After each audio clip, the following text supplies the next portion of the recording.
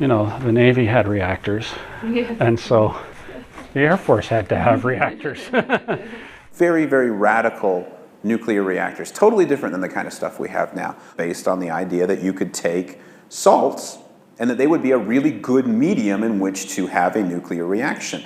Well, we were young chemical engineers at the time, and God smiles on young chemical engineers. They do things that in later years would be regarded as crazy. It wasn't that I'd suddenly become converted to a belief in nuclear airplanes. That the purpose was unattainable, if not foolish, was not so important. A high-temperature reactor could be useful for other purposes, even if it never propelled an airplane. This is an old facility. Look down before you walk.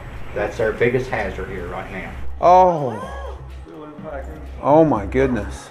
Yes, yes. I've modeled this shape neutronically. It is like a lead pencil, isn't it? Yeah, it is. Basically. Graphite.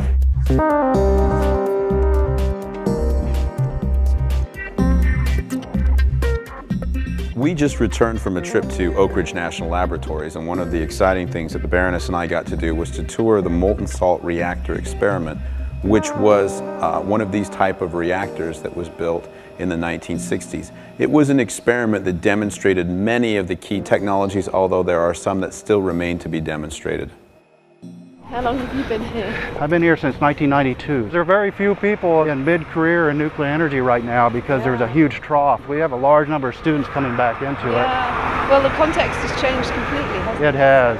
You know, when we went into nuclear energy, they said, "What are you, nuts?" There's no future in that. And it really didn't matter. We say it's the true believers. So you could have a molten salt reactor that you could walk around on. Oh, this is so cool. You guys have got to try this. Oh, goodness, that makes you feel really weird. There's something in front of me here, it feels like. I was in 7th grade. I read an Isaac Asimov story about the implications of what free energy would do. And I sort of knew I wanted something, I was going to be an engineer or scientist just from day one. And this sort of said, okay, what can you do to make a difference? And that was where I sort of said advanced nuclear power was something that could make a difference, and that low cost clean energy could make a huge difference to society. If I'm going to have to get up every day for 50 or 60 years and working on something, well, it ought to be something I believe in. Liquid salts are an outstanding heat transfer media, and it really doesn't matter what you're going to be transferring heat for, whether this be a solar power tower, whether this be a salt-cooled reactor or a molten salt reactor. Viscosity on it is 30 times larger, but water is very low viscosity, so it's still a very low viscosity fluid. Some people might imagine this is quite a gloopy or kind of slow-moving liquid, but it's actually quite fluid. You're right. It does go through a melt much like a glass as opposed to water, which doesn't quite do that. So we want to run it 100 C or so above this, so it does flow nicely. If you go ahead and you repeat doing things in here, you can see you start to etch the glass just a little bit. So what we have to do in a reactor is keep things very highly reducing. If you put extra beryllium in there, essentially giving you a preferred spot to rust. And so this is all about controlling the potential corrosion of the salts within any vessel that you put it in. Yep, the iron in some of the alloys is more soluble at higher temperatures, and so you will get your heat exchanger where it's at hot temperatures. You will get metals taken out of solution, and then it gets to the colder end, it'll redeposit, and so you can self-plug your heat exchangers, which you would very much like not to do. And your technique to avoid that is keep everything very well reduced so it doesn't corrode in the first place. You'll make it lousy, but there are no strong chemical reactions that are going to take place between the salt and even direct contact with water. The hazards on this, the same thing as hazards on a deep fat fryer, which is I trip. Throwing hot oil or hot salt in this case on visitors would be considered a bad thing. But there's nothing else to this, it just makes a nice little clear liquid. But I'll just pour this out into a little stainless steel crucible, and you could hear that little snap there was a little bit of moisture at the bottom of the stainless steel. I mean, at 450, I mean, this thing is a solid. So it doesn't take very long for it to form the solid again. Isn't that a nice feature? If you had a little crack on this and it was it was starting to weep, it forms a plug. Self-plugging. It's self-plug. That's a nice thing, not being under pressure. On the other hand, if your design keeps the vessel hot, it'll stay liquid on there, but that's why you have a guard vessel. If, absolute worst case happens and you have massive vessel rupture, well, you still catch it. The Navy program that led to the light water reactors we have now was well optimized to the needs of the Navy. It actually wasn't very well optimized to the needs of power production. The reason we have that as the base for our power reactor technology today is because the Navy was prepared to pay the first mover costs to make one work. And once you've done that, it's extraordinarily difficult to compete with it because those first mover costs are very, very high and have no financial return associated with them. The Navy has built their nuclear submarines, and the Army has taken the same technology as the Navy, the water-cooled reactor, and they're doing their thing. But the Air Force wants to build a nuclear-powered bomber. Now, Weinberg was a practical man, and he said, nuclear-powered bomber. That is like probably a really, really, really dumb idea. You know. Dirty little secret was that most of the people involved in it knew from the get-go that it really wasn't practical. In contrast to a submarine where you've got limited space, but you can shield it for the people on the submarine, it's much harder on an airplane because of the weight. Most of us did not really think that the aircraft reactor really could work. But we did feel that there was a very interesting technology there that someday could be applied. And I would maintain that Weinberg was absolutely right in his assessment of the situation back then. He knew that to make the nuclear airplane work, they couldn't use water-cooled reactors. They couldn't use high-pressure reactors. They couldn't use complicated solid-fuel reactors. They had to have something that was so slick, that was so safe, that was so simple, that operated at low pressure, high temperatures, had all the features you wanted in it. They didn't even know what it was. I think someday this will be looked at as one of the great pivot points of history, that if this program, this nuclear airplane program, had not been established, the molten salt reactor would have never been invented, because it is simply too radical, too different, too completely out of the ball field of everything else for it to be arrived at through an evolutionary development. It had to be forced into existence by requirements that were so difficult to achieve, and the nuclear airplane was that. So they began working on this high-temperature reactor. And remember, this was invented before we had ICBMs or anything like this. This was a doomsday weapon. I mean, this was like, if you're flying this thing to Russia, it's the end of the world. I suppose you'd have to say that it was a miracle that the homogeneous reactors operated at all, rather than that they operated well. Chemical stability of the system was not really sufficient. It was chemically unstable. The second reactor actually operated very well. That was the molten salt reactor experiment. There it is. This is the place. These things right over here are the spent probes. Those things would extend to like 60 foot in length. They went down the tank, did the melting, did this bubbling and stirring and everything. A lot of them, they started above the high bay. When you say high bay, it's taller and we can put cranes in because we can lift things up. You had to go down an additional 25 to get to the top of the tanks. Then you had to go inside the tanks.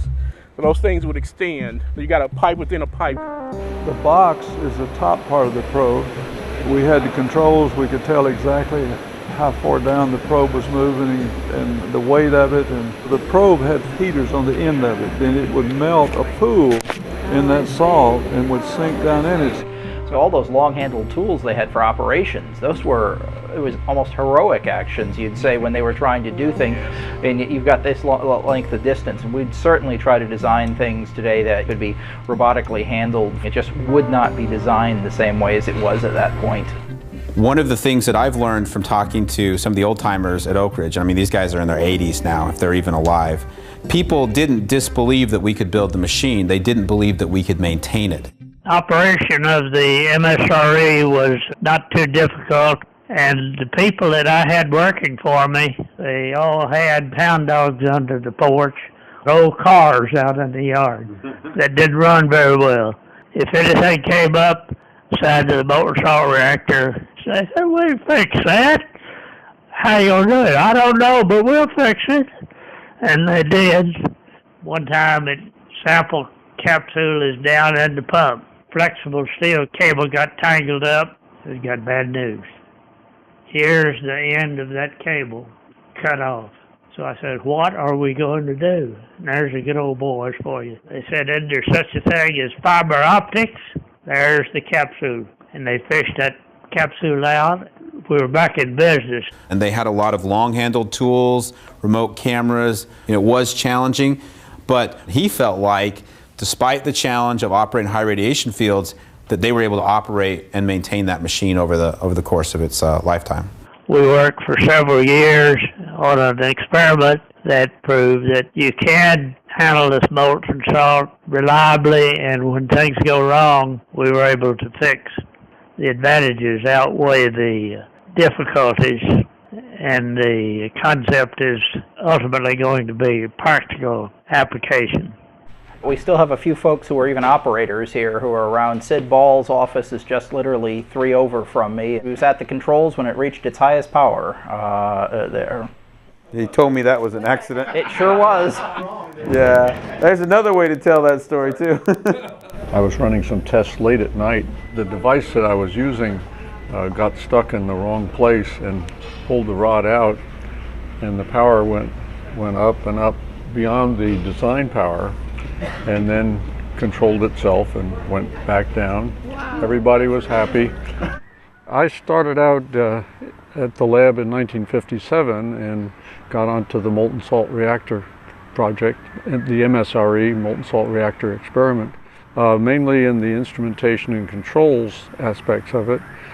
But I quickly got into the dynamic analysis, which was a lot of fun for that reactor because it's an inherently safe reactor.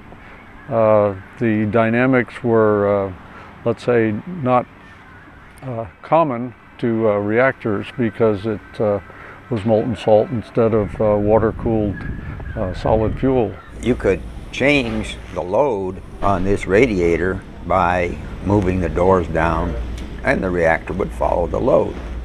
I migrated to the MSR program doing the nuclear and mechanical analysis of the performance of the reactor. Often folks are afraid that a reactor can run away on them, that a reactor is somehow an inherently unstable system that people have to always be keeping their eye on lest it get away. Certain designs will be self-controlling. In other words, if the power tends to go up and the temperatures go up, it automatically corrects and shuts itself down, or at least doesn't let it keep going up. And is it very hard to design a molten salt reactor to be self-controlling? The nature of the molten salt reactor, the one with the fuel mixed in with the salt, is basically inherently safe and self-controlling. Just about any molten salt concept that has been seriously considered has been shown to have this stable behavior. If you have the molten salt in the core region and it heats up, it gets less dense, and that means it's less likely to go more critical. In other words, it gets less critical as the density. Or less reactive. Yeah, less reactive. Yeah. Well, I've been in this energy game for about 10 years now, and no one's ever told me there was a safer, more sustainable form of nuclear. So I was kind of instantly interested, and I kept thinking about it occasionally. I kept in touch with Kirk a little bit, and then Fukushima happened. This is great. I mean, this is just what I wanted to have happen, is her talking to these guys and getting that straight up. Oh man, it's just perfect. Nick Engel's probably the most knowledgeable person around these days, right? I've never met Sid. I've read all his papers. I've actually extracted all the text from him, converted it all, rebuilt. I mean, I don't know if there's anybody that studied his stuff more than me, I've worked with him almost the whole time I've been here. I was so tickled when I found out he was alive for the first thing. I mean, how did you feel about the reactor now? I mean, it sounds like it was quite a boring job in a way, but did you feel fondly towards this reactor design? Oh, yes. It wasn't at all boring. I meant boring in the sense that, it was kind of safe. And It did exactly what we calculated it ought to do, and that's pretty satisfying. Yeah. The basic idea is thorium all by itself is not going to release nuclear energy. But if you hit thorium with a neutron, the thorium will absorb the neutron and it will turn from thorium-232 into thorium-233. It's going to decay into protactinium-233, and then it will decay over about a month to uranium-233.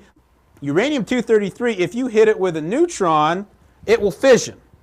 In addition to releasing all that energy, it will release 2 or 3 additional neutrons. All right, so you need one of those neutrons to go find another thorium, and you need another one of those neutrons to find another uranium-233 to continue the reaction. You're fissioning uranium-233, but you're making a new one. But you can almost think about it as a pseudo-catalyst. If you had some uranium-233, you could catalyze the burning of thorium indefinitely. So through this process, you can essentially implement that very simple thorium cycle, and this is what Weinberg and his team were working on in the 1960s. The molten salt reactor experiment was the core. After they completed the molten salt reactor experiment, they went to the Atomic Energy Commission. They said, hey, gee, can we have some more money? We'd like to go now and build the real thing. We'd like to build the blanket, and we'd like to hook a power conversion system on and make electricity. They felt like they'd shot the moon. Well, the Atomic Energy Commission, unfortunately, did not share their zeal to continue with the technology. Milton Shaw, who was the head of reactor development in Washington, called up Alvin Weinberg and says, stop that MSRE reactor experiment, fire everybody, just tell them to clear out their desk and go home, and send me the money for fast breeders. Milton Shaw was sold on the sodium-cooled fast breeder reactors, and I am not familiar with why that was. The red line shows the expenditures on the liquid metal fast breeder reactor. And this graph only begins in 1968. At that point, the United States had already built several liquid metal fast breeder reactors. It's very hard to see the green line for the molten salt reactor technology. It's extremely low. And then ultimately it was canceled. We were competing with the fast breeder people at Argonne mainly. They just had more political sway than the molten salt reactor. Do you see a prevailing opinion here about molten salt reactors? We haven't been funded to look at molten salt reactors. There's no opinions about basic. The gnéas. Oh, the opinion is simple. Build IFR. That's it. Okay, that's the opinion. Okay. The problem with the MSRs is that they've never done it. They had one at Oak Ridge for a little while. Yeah. They went through and did a couple of little tests. We realized that we were minor league money-wise compared to the other programs. U-233 was tested here, and there was a little bit of U-235 in it, and they added some plutonium-239 in that fuel mix. Do you know how much plutonium was added?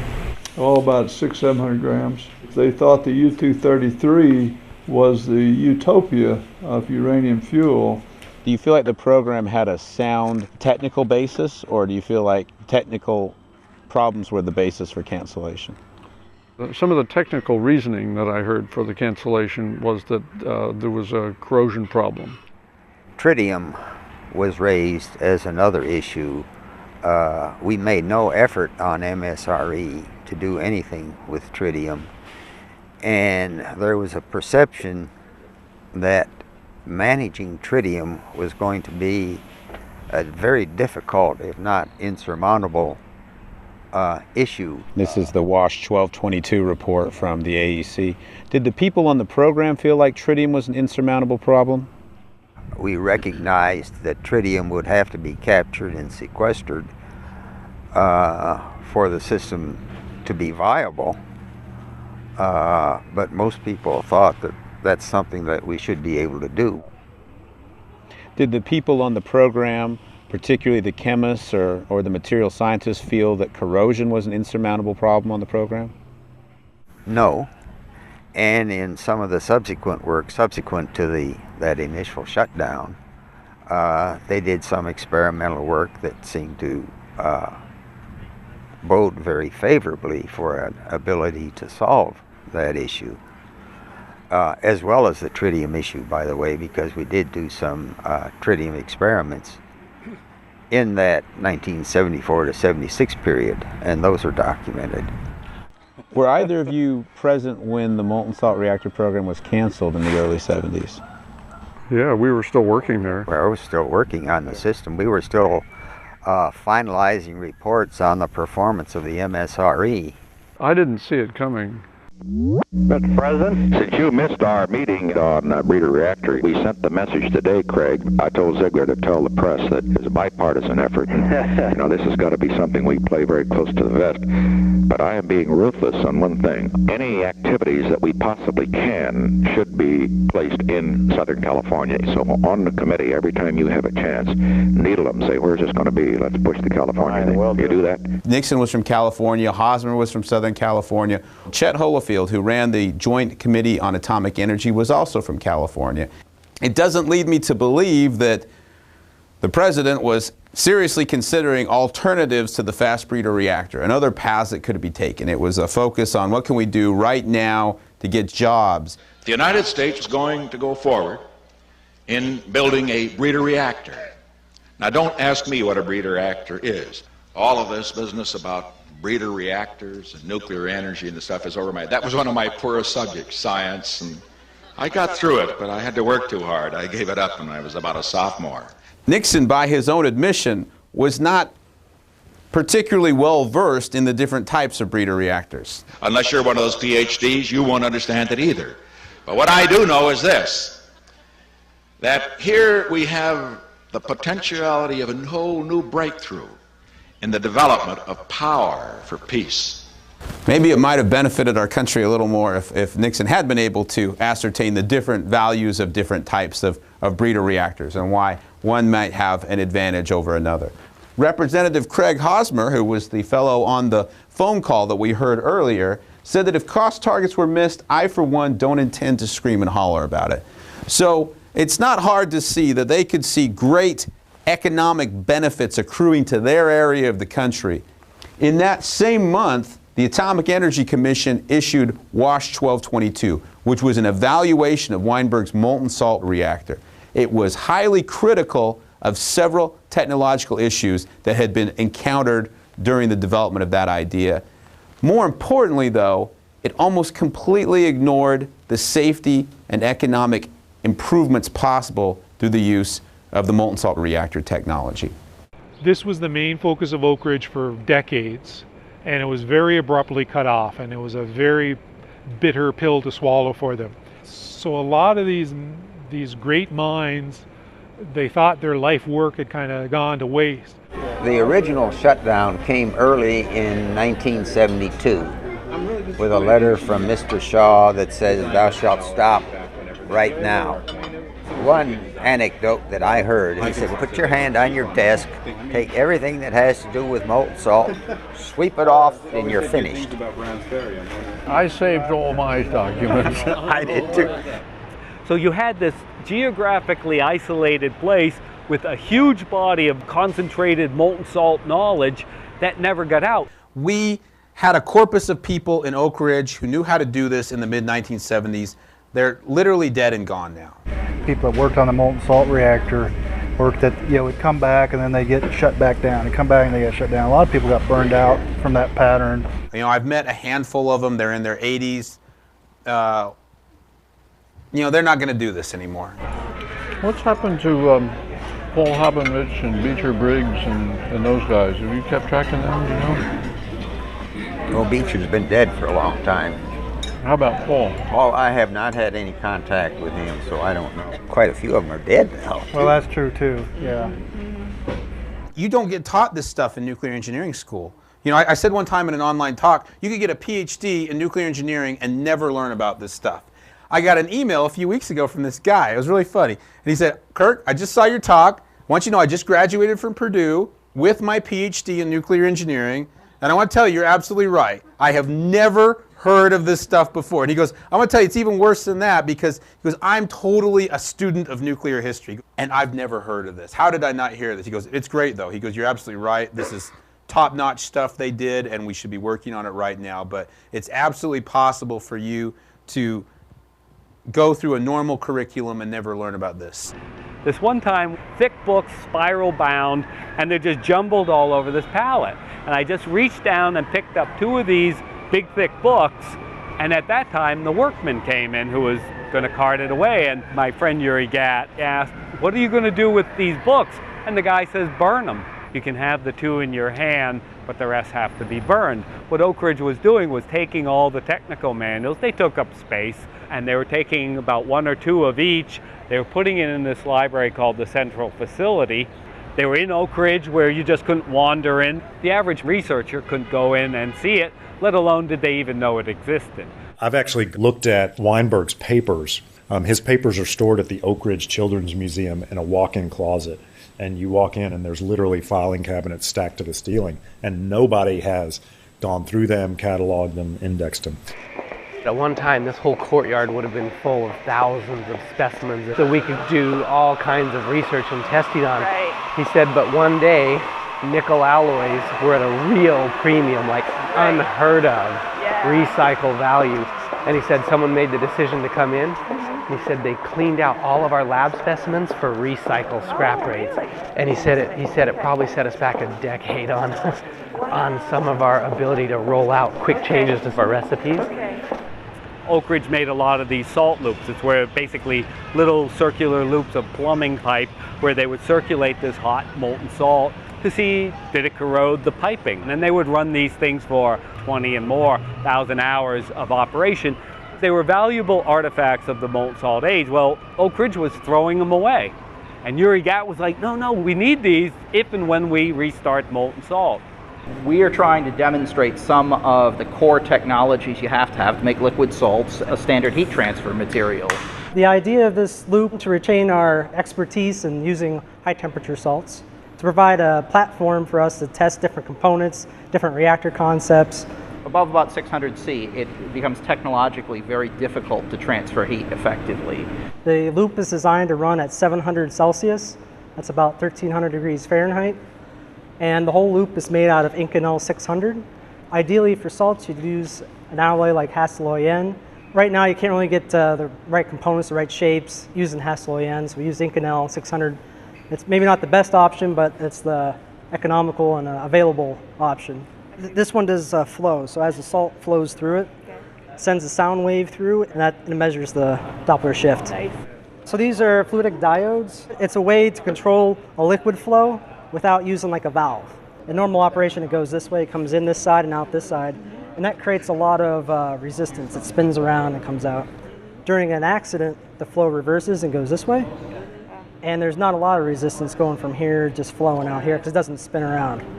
Then there's a heat exchanger. That's another part of the test. Is all the heat localized on the pipes, or do you heat the whole box? Yeah, all the heating is in the pipes, well, either in the pipes or on the outside of the pipes. It's trace heated. You can see like coils of heating tape. All the pipes will be insulated with about 4 inches of insulation. There will be a crucible here. That's where we'll initially load the salt, pass hydrogen fluoride and hydrogen through it, and that will clean out the oxides and the different contaminants inside the salt. So once the salt's clean, we'll pump it into the storage tank. The salt is allowed to freeze inside of it. So that's an issue with salts where you can't have it just freezing inside of pipes, it expands, breaks. And the idea is we're testing a reactor concept where the fuel would be inside these pebbles, and we'll fill it up about this much, 600 spheres will be inside of it, and that's where the fission and the heat's created, and you got flowing flibe over it. Can I ask what the theory was around using a sort of a solid fuel pebble into the flibe rather than dissolving the actinide into the salts? Currently in this country, we're not really looking at the molten salt fueled systems. Using a molten salt as a so-called working fluid, it is doing the job of transferring heat from one place to another. Molten salts have what's called a heat capacity, right? It's the ability to hold on to heat. They're great at it. In the example of your car, you want to move the heat away from your engine as efficiently as possible and then just disperse that heat. Boiling point of water is only 100 Celsius. It's only 212 Fahrenheit. Don't ever open your radiator. Why? Because it's under enormous pressure. This building is the size it is, and it's the way it is, precisely to accommodate this event. They've designed this reactor so if this happens, all the steam is captured in this building and doesn't get out. It's much, much, much bigger than the reactor, and that's all driven by that 1,000 to 1 difference in the density between steam and liquid water. The boiling point of a molten salt, however, could be 1,000 Fahrenheit, could be 1,500 Fahrenheit, depending on the type of molten salt. They do it at 1 atmosphere of pressure. Visiting the potential coolants, water is the one most commonly used. It operates at relatively low temperatures and very high pressures. That's exactly what we don't want. We want to operate at low pressures and at high temperatures in order to achieve high thermal efficiency. Gas can operate at high temperatures, but it has to go to high pressure. Only the salts appear to offer the potential to go to the high temperatures and at the low pressures. And that's a unique combination. Using a molten salt as a working fluid to move heat around is excellent. Because in the example of a molten salt as a working fluid in this case, you want as much of that heat as possible. Now, fluoride salts can also contain nuclear fuels like thorium and uranium, and that eliminates a major cost of what we do today in nuclear, which is to fabricate nuclear fuels. Okay, let me talk about today's nuclear fuel. They take these fuel pellets and they slide them down these zirconium tubes, segregate the pellets along the length of the fuel assembly according to enrichment. They'll put the most enriched ones in the middle, and then they'll kind of decrease the enrichment along the length of the fuel assemblies. It's a ceramic. It's a lot like the stuff your coffee cups or your cooking ware is made out of. Great at going to high temperature, but not thermally conductive, and so it gets very hot along the center line of the fuel. I mean, this stuff has about the cross-section of a pencil, but between the center and the edge will be like 1,000 degrees of temperature difference. That puts enormous thermal stress on the material itself. You can't even come close to 100% burn. I mean, not even approaching it. If it gets too damaged, it's going to breach the cladding. It's going to let some of its fission products out. So you get very, very, very poor fuel utilization. And then if you remember when you went camping and you built a fire, it burns the hottest in the middle, and then the stuff on the edge isn't getting burned very good. They'll load in about 1/3 new fresh fuel, and then they'll reshuffle the fuel that's already been in there. They'll move it kind of from the center out to the periphery. All their money now is coming off fuel supply contracts. That's how GE and Westinghouse make money on nuclear power today. They don't build reactors, they sell fuel. Come along and say, hey, guess what? I got a reactor. It's got no fuel fabrication to it. Making a fluoride salt, by and large, is trivial. Making a carefully enriched solid oxide is not. It is not.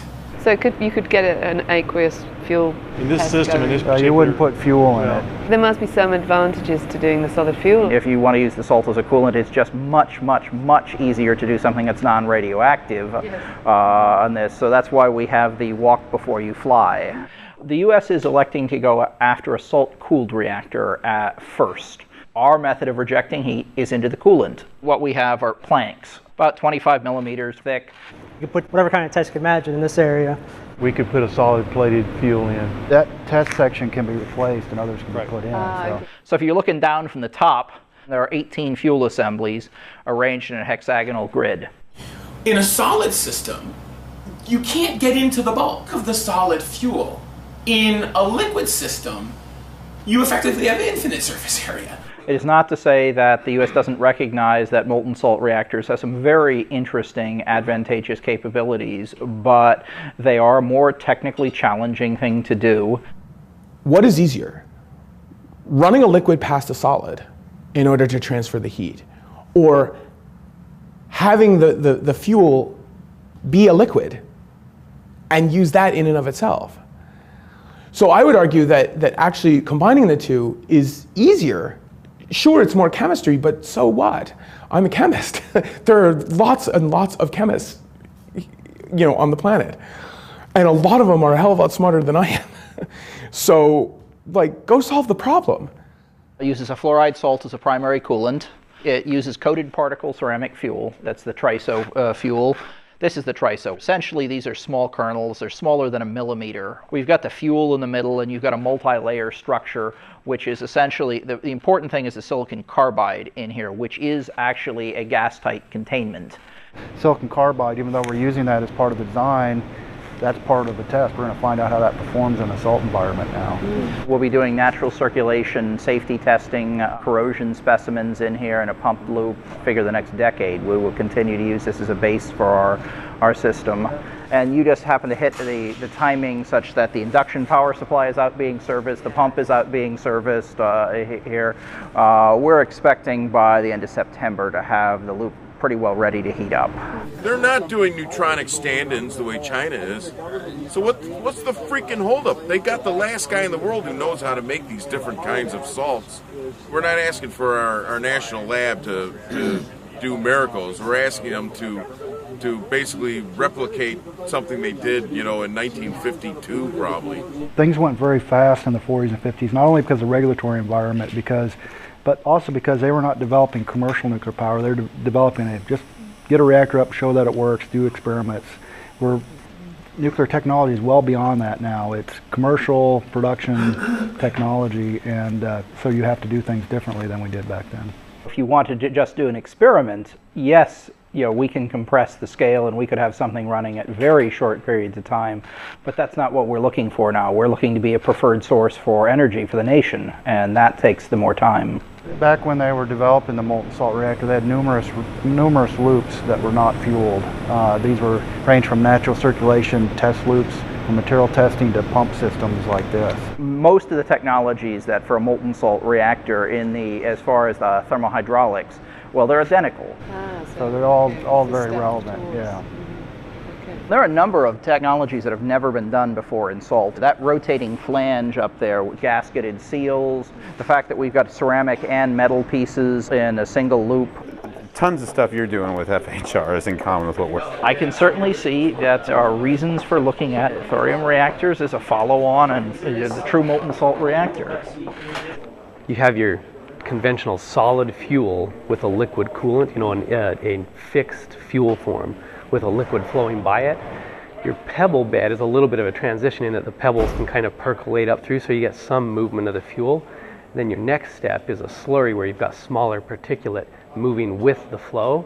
And then the final step is actually just the fuel in solution. You can almost imagine a continuum with the pebbles just getting smaller until finally they're in solution. So each of these are steps towards a full solution. Different reactor concepts.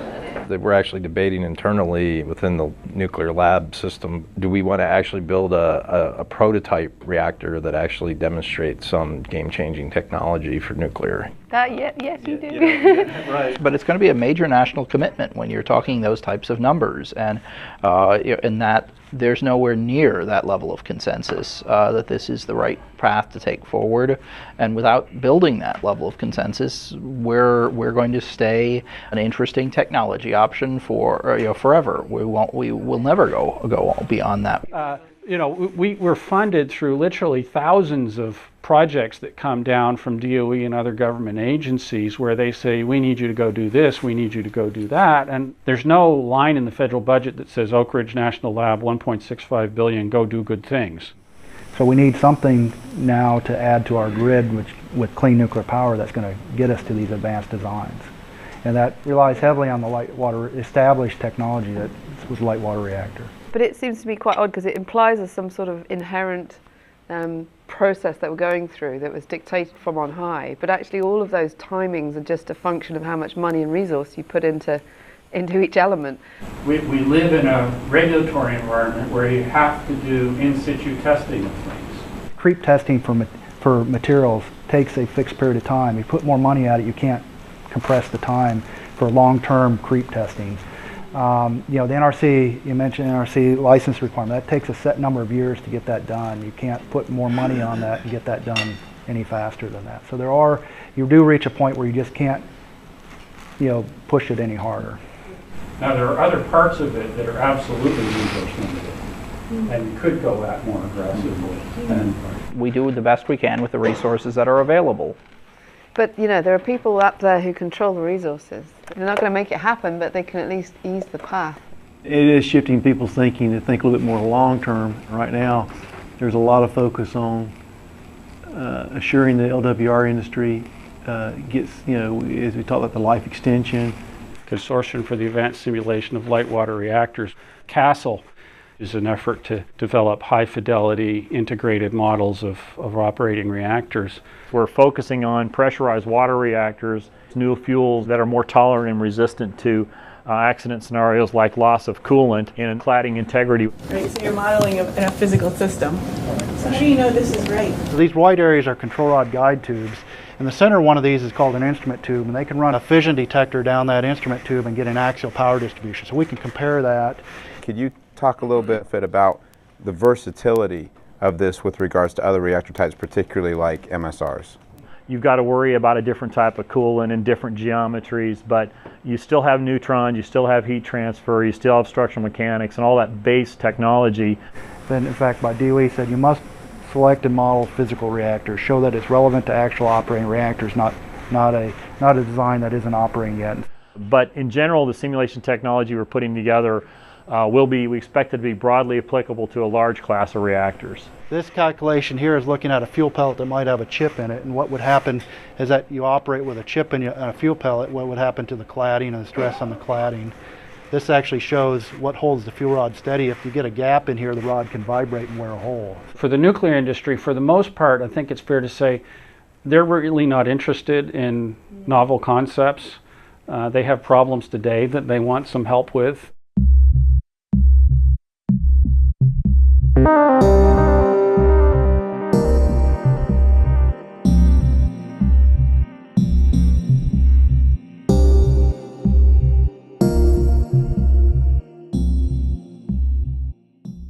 Some of the people that we were visiting with in Oak Ridge over the last few days were retirees who had actually worked on the molten salt reactor program. An issue that was repeatedly brought up was it's a very, very different kind of machine than what the nuclear industry is used to. Suddenly here were these young people who were kind of showing an interest in their technology that they obviously had a real fondness for. There's now a whole bunch of people out on the internet that are following this, taking such an interest in their sort of pet project that they clearly loved. One of them said, "Oh, everything I worked on got cancelled." It's like, which they felt, that perhaps that their secret had been overlooked. But I think we're hopefully resurrecting it just in time. A filmmaker in Canada put out a request on Kickstarter, which is a way to raise funds over the internet, saying, "I'd like to make a video. I've done everything up to this point for about $1,000. I'd like to get $20,000." When we told those molten salt reactor retirees that 600 people had donated $40,000 on the internet to make a video about their work, I can't even tell you how excited they were. Yeah, it was awesome. One of them looked at each other and they said, "This sounds crazy, doesn't it?" And he was like, "Yes, I'm not sure these guys are telling me the truth." Do you think building molten salt reactors in the future would be a good idea? Oh, heavens, yes. Dick, what do you think? I think it would be a very good idea. The people at the lab and other places around the country that study the global warming situation say that it is a serious problem down the road. How far down the road, I don't expect to see myself because I'm an old codger, but I think my grandchildren are going to see a heck of a big problem.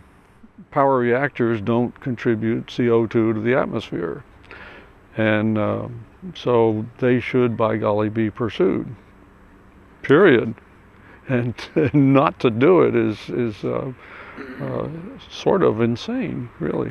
Even if you say that we can still go up into the polar regions and drill under very difficult conditions without disastrous after effects or side effects, and bring that out, we still have a finite source of fossil fuel materials. Thorium resources are known to be very plentiful, and I think it certainly makes a lot of sense that India is going that way, looking at use of thorium as a fertile material, and I think we should also be looking at that.